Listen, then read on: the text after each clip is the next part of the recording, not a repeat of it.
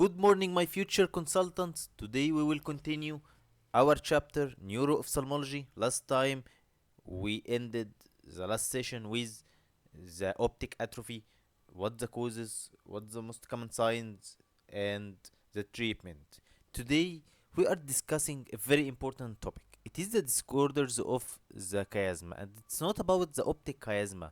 It's about the disorders of the optic nerve from the eye till it reaches the visual cortex. And actually, it's a very confusing topic because many of us thinks thinks that he has to recall every single cause that causing this lesion all over the track and every single complication, and this is so wrong because actually this is like 50 to 60 pages in any textbook. But if you kept focusing with me for the next just 3 minutes, I'll save you studying 50 pages in your textbook. I just want you to understand what is the track of the optic nerve and what will happen with each lesion. I just want you to remember just a single or two words on each disease, and I'll make you a doctor who can conclude the rest of the disease. So, shall we start? Okay. First of all, this is the eyeball. This is the image or the light falling on it. This is the retina. Okay. Now, the optic nerve will take over from here. And we have to illustrate that the optic nerve, we have two sides. The nasal side, this is the nose here. This is the temporal side. This is the nasal side for each of them. Okay. This is the temporal also. This is the temporal side of the optic nerve, and this is the nasal side. And I want you to give you this tip that everything is in here is is in the opposite. Like what? Like the temporal see what's nasal, and the nasal see what's the temporal. And if you have a lesion in upper, it affects the lower, and like this. Why? Because light travels in a straight line. So when you are seeing something nasal, it can't fall on the nasal, in the nasal side. This eye can't see this light on the nasal side because it will travel from here, from the nasal side directly till it falls here. Which side is it? It is the temporal side of the eye. If it falls on the nasal, it will be curved like this. It will be curved and travel like this and then curve to the nasal side, which doesn't happen with the light. Light travel in a straight line. Simple physics. So that's why. And like this, if you have a light source from superior or the upper part of the eye, it will fall on the inferior part on the retina. And from the of if you have a light source down, it will fall on the superior part of the retina and on the nerve. That's how we get the opposite sides. Okay, this is the temporal side and this is the nasal side. The image fall here, this is the optic nerve, okay, and this is the optic chiasma. First of all, let's start.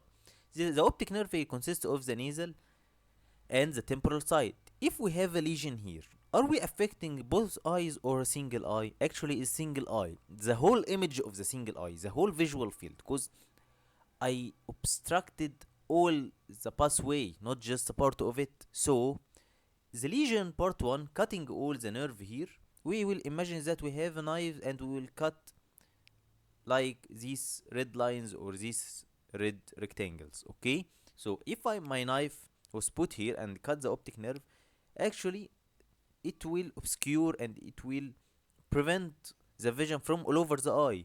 And the left eye is not affected here actually. Okay? So let's move on. After the optic nerve move like this, it enters the optic chiasma. And the optic chiasma, it is the side of crossing between the two nerves. And actually it is a gift from Allah that this chiasma takes place. Actually it has many functions, but the most simple and the most reasonable way we think about it, that it is for preventing total loss of the vision of one eye. So if you have a lesion on one side here, you have a crossed vision. So if you have here, we have fibers from this eye and this eye. So you have the temporal fibers of this eye and the nasal fiber of this eye. So crossing here takes place for many functions.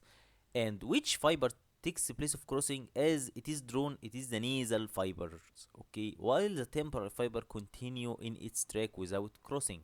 So if you have a lesion and use your knife here, if you cut this, what is here? It is the nasal fibers from both eyes. If you cut the nasal fibers, what will it will be affected? What will be affected actually here will be the temporal field. You remember I told you light travel in straight line. The temporal field falls on the nasal side and etc. So this is the nasal fibers. Okay, this is the nasal side. What it can see here, this is the temporal part of this eye, and another here. This is the nasal fibers. Okay, this is the temporal side. What it can see? It can see the temporal part. Okay, so if you cut here, you cut the nasal fiber, so you are affecting the bitemporal. Bi, it means die or twice or two. So you're affecting the bitemporal field, like here. This is the two. The nasal side is normal and the bitemporal is affected. So let's move. This is the chiasma. After the chiasma, the optic nerve is called optic tract because it's no longer from the same eye as it was in the optic nerve before the chiasma. So it's called the optic tract or the post chiasmal tract because from after chiasma, what is here? It is the temporal of the same temporal fibers of the same eye and the nasal fibers of the other eye. So if you have, it's like this. So if you have a cut here, what will be affected? The temporal fiber of the same eye, which sees the nasal field, and the nasal fibers of the other eye, which sees the temporal field. So in three, like here, this is the nasal and this is the temporal. Can you get me? I want you to remember this drawing and you remember the crossing of the nasal fiber and you will conclude itself. Actually, till now, I can't recall them. I just drew this by imagination in my eye. And according to this drawing, I know what is affected in this lesion. And after you know, like when I tell you there is a lesion near the sella turcica, just you all you want to know that where is the sella turcica, and you will continue by yourself to say whether it is the lesion here or here or here and how it is affected. Okay, so we can conclude here when 3 is affected, this 3 is number 3 lesion, it affects the temporal and the nasal of the other side. Okay, after the optic tract, actually it's converted to something called optic radiation, and we call it because it sends like radiations or waves. Actually it's still fibers, but they are dispersed and moving through the brain as radiation. So we call it optic radiation, and they becoming upper and lower radiation. And this radiation passes through two areas. Can you imagine that the optic nerve from the chiasma to reach here the occipital lobe, so it will pass from both sides of the brain. What are the sides do we have in our skull? Actually, in any side you have a parietal and a temporal lobe. The parietal from above and the temporal underneath it. So if you have an upper fiber, so it's not it's not here, it's divided into not just right and left lesion, it's also upper and lower lesion, so it won't affect a complete half like this, because here in 3 we were affecting complete half, but like in 4 we are just completing upper or lower fiber. Okay, so if you have this affected like 4, these are the lower fibers. So what are the lower fibers getting? Which image? Actually the upper image. So you're having a upper quadrant, so you'll ask yourself which quadrant. Actually if this affecting here, these are what? The temporal, so it will affect the nasal, and from the other side the same thing.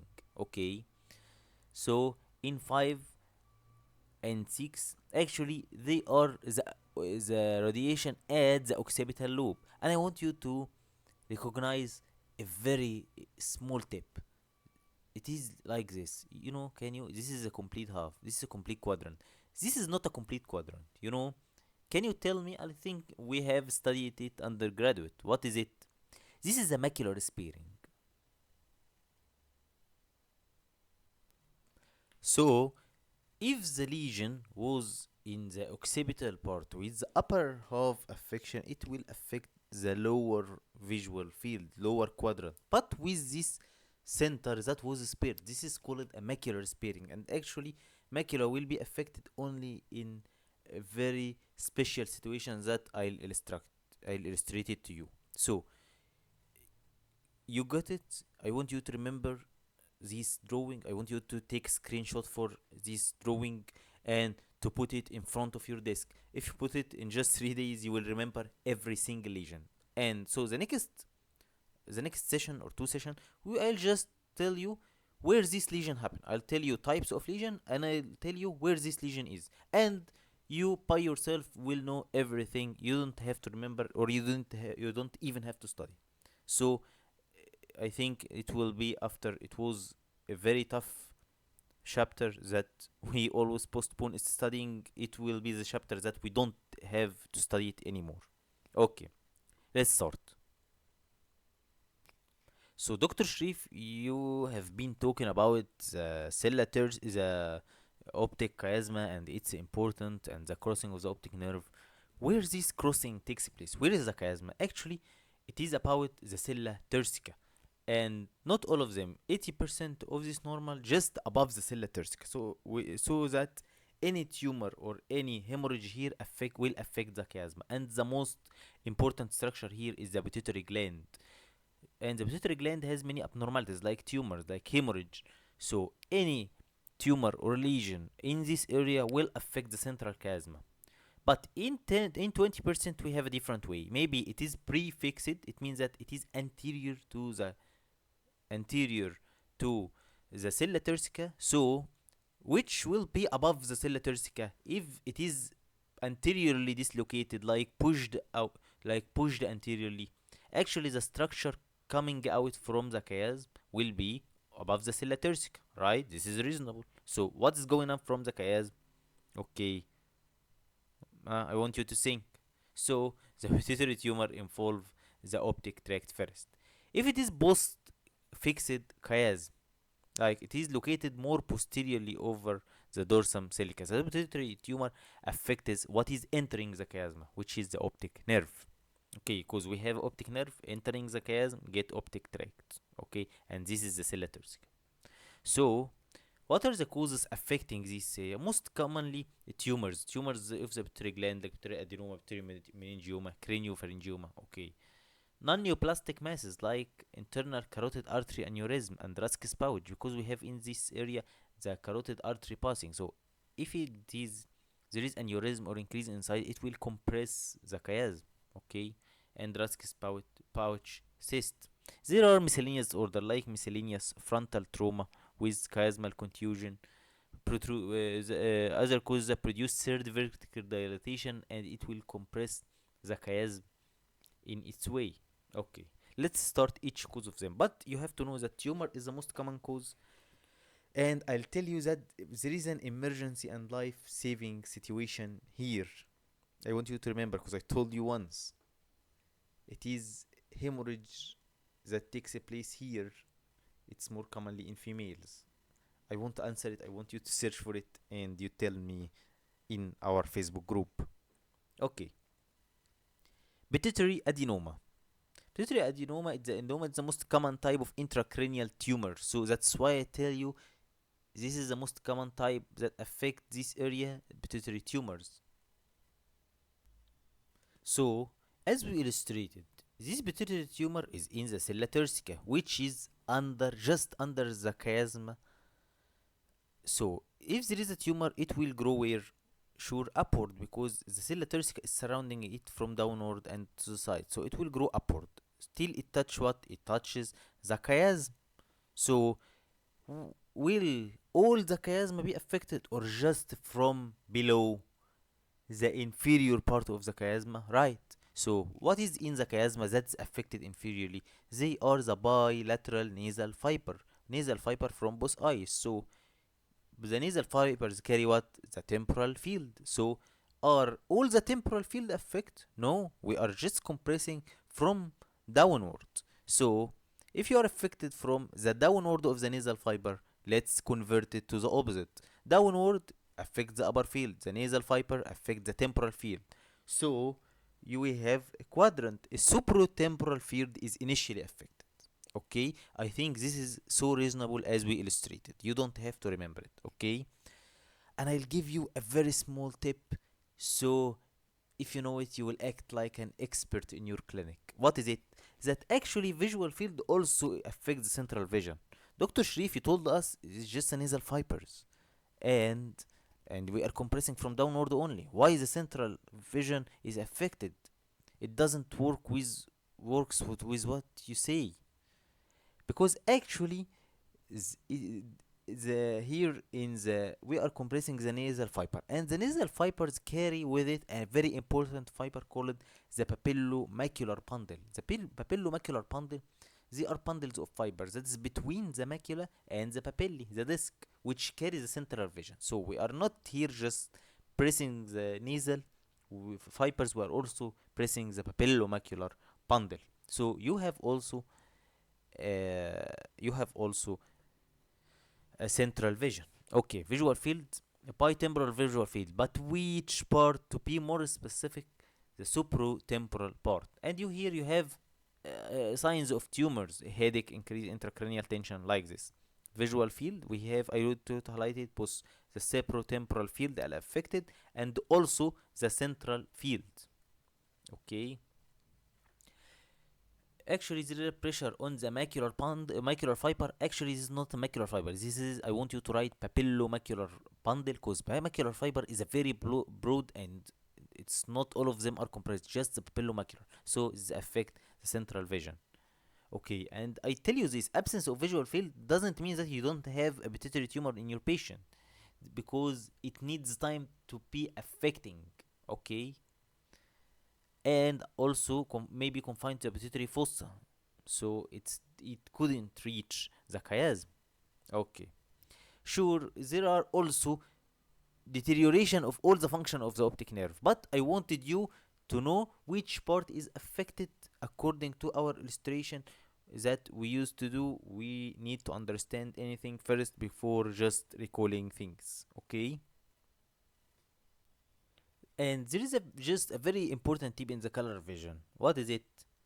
That color desaturation in the vertical line, the affection of color saturation, is the earliest sign of chiasmal defect. So maybe your patient, a female patient, just complaining about color desaturation, and you first think about MS, because she's like 30 to 35 year old patient that's complaining of color desaturation. You say color not appropriate with central vision.